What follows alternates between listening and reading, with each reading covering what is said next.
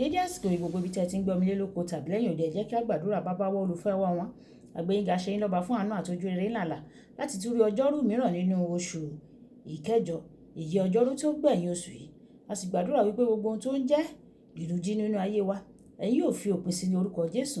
Ayọ̀, ìbùkún àti ìṣerere ńlá àti àlùyọ yóò rú wá fún wa lénìí. Ọ̀rọ̀ tí a ó gbéyẹ̀wò lénìí yóò ṣe ayé ọkàn àti ara wa ní rere. Torí tí a gbàdúrà lórúkọ Jésù Kristi Olúwa wa, àmín. Ìwé ọ̀run ṣíṣí tí a ti ọwọ́ olùṣọ́ àgùntàn yín náà kọ Adéjàre Adébóyè kọ ẹni ọjọ́rú ọjọ́ 17 oṣù ìkẹjọ. Àkòrí tí a ó gbéyẹ̀wò lénìí sọ pé kì í ṣe ojúsàájú ẹnìkankan, kì í ṣe ojúsàájú ẹnìkankan. A mú àkọ́sórí wa nínú ìwé Róòmù orí ìkejì ẹsẹ̀ ìkọkànlá. Róòmù orí ìkejì ẹsẹ̀ ìkọkànlá. Nítorí Ọlọ́run kì í ṣe ojúsàájú ènìyàn. Nígbà tí a mú Bíbélì kíkà wa nínú ìwé Mátíù orí ìkẹjọ ẹsẹ̀ ìkarùn dé ìkẹtàlá. Ìwé Mátíù orí ìkẹjọ ẹsẹ̀ ìkarùn dé ìkẹtàlá. Nígbà tí Jésù sì wọ Kápánámù, balógun ọ̀rún kan tọ̀ ọ́ wá, ó bẹ̀ ẹ́, ó sì wí pé, Olúwa, ọmọ ọ̀dọ̀ mi dùbúlẹ̀ àrùn ẹ̀gbà ní ilé, ní ìrora púpọ̀. Jésù wí fún un pé, èmi ń bọ̀ wá mú lára dá. Balógun ọ̀rún náà dáhùn, ó wí pé, Olúwa, èmi kò yẹ tí ìwọ ìbá fi wọ abẹ́ òrùlé mi, ṣùgbọ́n sọ kìkì ọ̀rọ̀ kan o, a ó sì mú ọmọ ọ̀dọ̀ mi lára dá. Ẹni tí ó wà lábẹ́ àṣẹ ni èmi sì ní ọmọ ogun lẹ́yìn mi. Mo wí fún ẹnìkan pé lọ, a sì lọ, àti fún ẹnì kejì pé wá, a sì wá, àti fún ọmọ ọ̀dọ̀ mi pé ṣe èyí, a sì ṣe. Nígbà tí Jésù gbọ́, ẹnu yà á, ó wí fún àwọn tí ń tọ̀ lẹ́yìn pé, lóòótọ́ ni mo wí fún yín, èmi kò tí ì rí ìgbàgbọ́ ńlá bí irú èyí nínú àwọn ènìyàn Ísírẹ́lì o. Mo sì wí fún yín, ọ̀pọ̀lọpọ̀ ènìyàn ni yóò ti ìlà oòrùn àti ìhà ìwọ̀ oòrùn wá, wọn ò sì bá Ábúráhámù àti Ísákì àti Jákọ́bù jókòó ní ilé ọba ọ̀run. Ṣùgbọ́n àwọn ọmọ ilé ọba ni a ó sọ sínú òkùnkùn lóde, níbẹ̀ ni ẹkún, ohùn ìpayín keke yóò gbé wà. Jésù wí fún balógun ọ̀rún náà pé, máa lọ, bí ìwọ ti gbàgbọ́, bẹ́ẹ̀ ni kí ó rí fún ọ. A sì mú ọmọ ọ̀dọ̀ rẹ̀ lára dá ní wákàtí kan náà. Wàyí, ẹ tẹ́tí bẹ̀lẹ̀ jẹ́ láti gbọ́ ohun tí olùṣọ́ àgùntàn Énọ́kù Adéjàre Adébóyè ní fún wa ní èní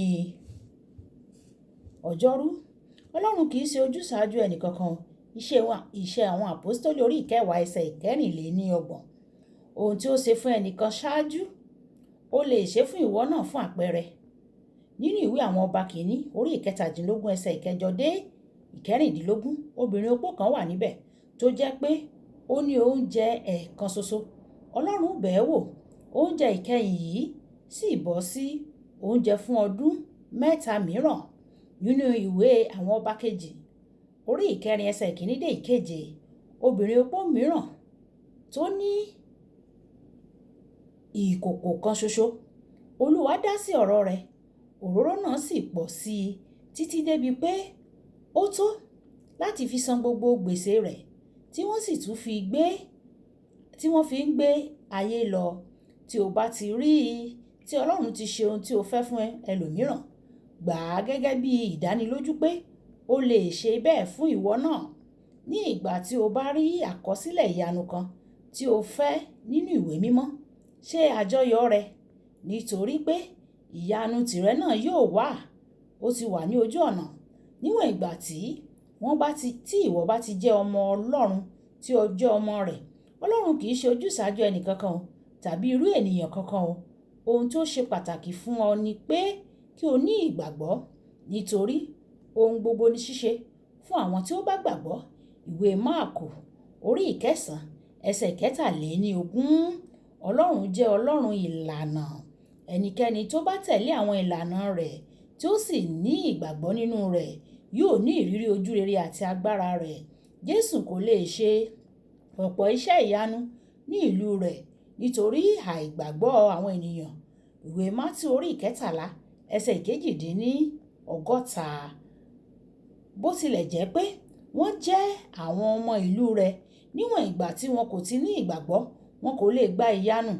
Àìgbàgbọ́ ti ilẹ̀kùn ìyanu fún wọn. Jésù tí ó ní ẹ̀mí mímọ́, ẹ̀mí tí kò ní òdiwọ̀n, nínú ìwé ìwé Jòhánù orí ìkẹta ẹsẹ̀ ìkẹrìnléníọgbọ̀n. Kò lè wo àwọn aláìlera púpọ̀ sàn o, àwọn díẹ̀ ni ó kàn mú lára dá. Máàkù orí ìkẹfà ẹsẹ̀ ìkarùn-ún.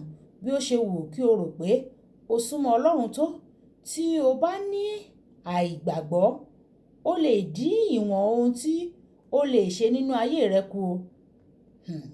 Nígbà tí ẹnìkan bá ní ìgbàgbọ́ láìka orílẹ̀-èdè rẹ̀, agbára rẹ̀ tàbí ipò rẹ̀ sí, yóò rí ìrírí ìyanu ńlá o. Nígbà tí Jésù tó wà lórí ilẹ̀ ayé, nígbà tí àwọn Júù kan tí wọ́n ń kùn nínú àìlera wọn nítorí àìgbàgbọ́ wọn, àwọn kèfèrí kan gba àgbàyanu. Balógun ọ̀run nínú Bíbélì kíkà wa tòní, ó jẹ́ àpẹẹrẹ kèfèrí tí ó gba ìyanu. Ó mọ̀ pé jíǹjìn náà kì í ṣe ìdádúró. Balógun ọ̀run nínú Bíbélì kíkà wa tòní, tí ó jẹ́ àpẹẹrẹ kèfèrí tí ó fi ìgbàgbọ́ rẹ̀ tí ó fa ìyanu wá sínú ayé rẹ̀. Ó mọ̀ pé jíǹjìn náà kì í ṣe ìdádúró nígbà tí ìgbàgbọ́ bá wà o. Ìgbàgbọ́ ńlá yìí ni ó mú kí Jésù kí ó ní ìyàlẹ́nu sí i.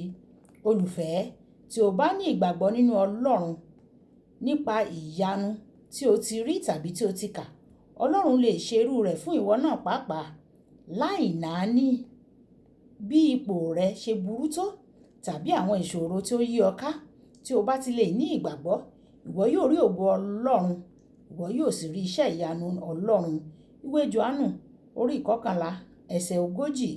Kókó ọ̀rọ̀: Ọlọ́run kì í ṣe ojúsàájú ènìyàn o. Ó máa ń bọ̀wọ̀, ó sì máa ń dáhùn sí àwọn ìlànà rẹ̀ àti ìgbàgbọ́ wa. Ìjà sọ pé bàbá mi, Ọlọ́run mo gbà ọ́ gbọ́ o, dá sí ọ̀rọ̀ mi o. Bọ̀wọ̀ fún orúkọ rẹ nínú ayé mi, nínú ohun tí mò ń là kọjá, kí orúkọ rẹ kó lè di àyìnlógo fún. Bẹ́ẹ̀ ló máa rí lórúkọ Jésù. Olúbùkọ́lá kó ní orúkọ mi o.